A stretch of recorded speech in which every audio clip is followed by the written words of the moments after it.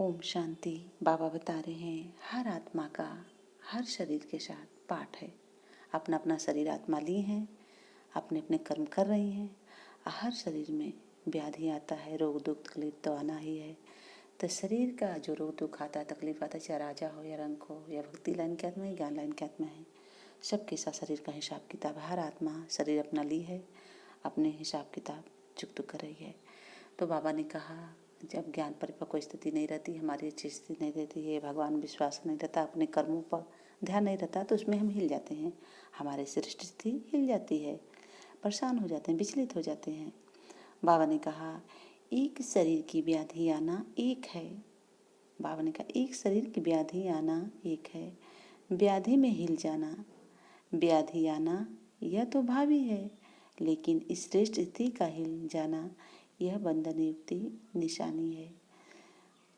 जो शरीर की व्याधि के चिंतन से मुक्त स्वचिंतन ज्ञान चिंतन करते हैं, वही शुभ चिंतक हैं।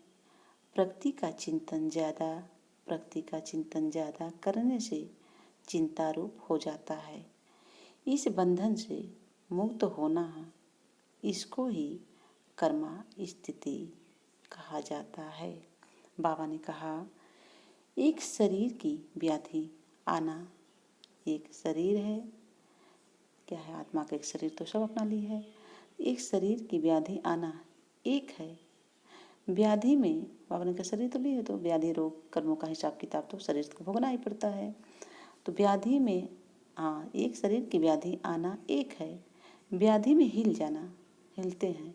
जब भगवान विश्वास ने कहा कर्मों का अपने कर्मों का हिसाब किताब चुकता करना है शरीर को, चाहे भगवान की याद से करें, चाहे ऐसे चुकता करना है।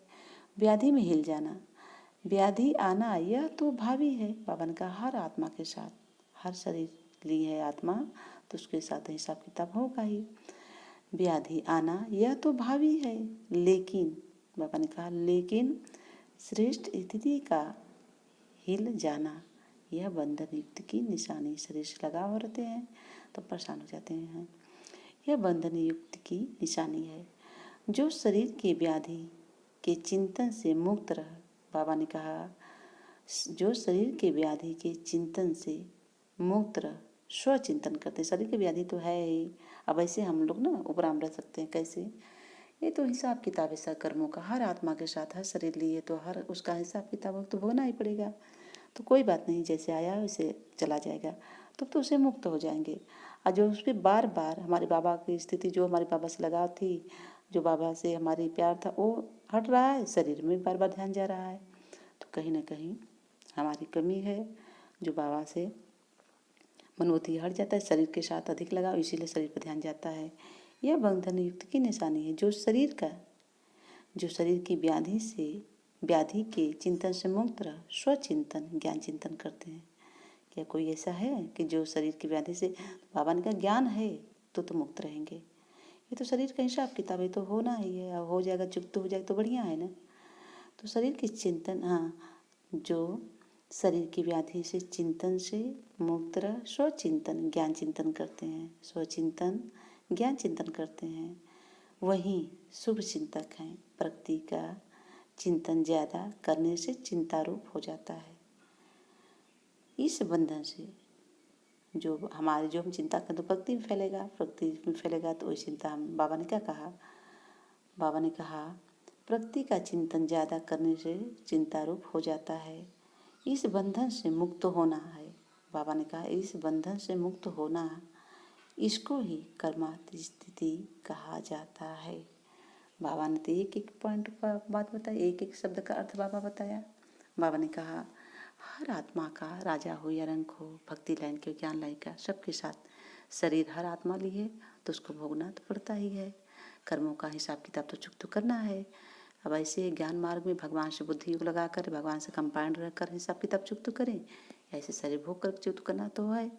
तो बाबा ने कहा कि शरीर तो व्याधि आती है, मगर उसमें हमारा क्या होता है, सृष्टि हिल जाती है। कब, जब ये समझें कि हमारे कर्मों का हिसाब किताब है, चुप तो हो रहा, जैसे आया वैसे जाएगा, तब तो शरीर पर ध्यान नहीं जाएगा। बाबा ने कहा ना स्वचिंतन ज्ञान चिंतन करते हैं, वही शुभ चिंतक हैं। तो ज्ञान चिंतन स्वचिंतन करेंगे तभी शरीर पर ध्यान नहीं दे तो आना है, आएगा तो जाएगा। हिसाब किताब चुप तो गया तो अच्छा तो है, स्वस्थ शरीर हो गया, निरोगी शरीर हो जाएगा, 21 जन्मों के लिए निरोगी बन जाएंगे तो अच्छी बात है ना। तो बाबा ने कहा जो स्वचिंतन ज्ञान चिंतन करते हैं वही शुभ चिंतक हैं।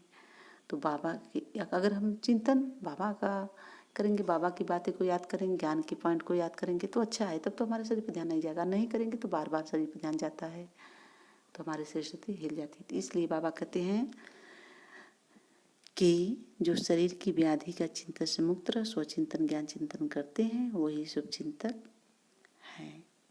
ओम शांति। तो हम क्या करें, हम सब प्रभु का चिंतन करें, बाबा की बातों को याद करें, बाबा के प्यार की, बाबा की शक्ति गुरु को याद करें। शरीर की व्याधि तो आना जाना है, जैसे आएगा वैसे जाएगा, इसे तो मुक्त रहेंगे, बार बार ध्यान हमारे नहीं जाएगी, स्थिति हमारी विचलित, हमारी स्थिति नीचे नहीं आएगी। ओम शांति।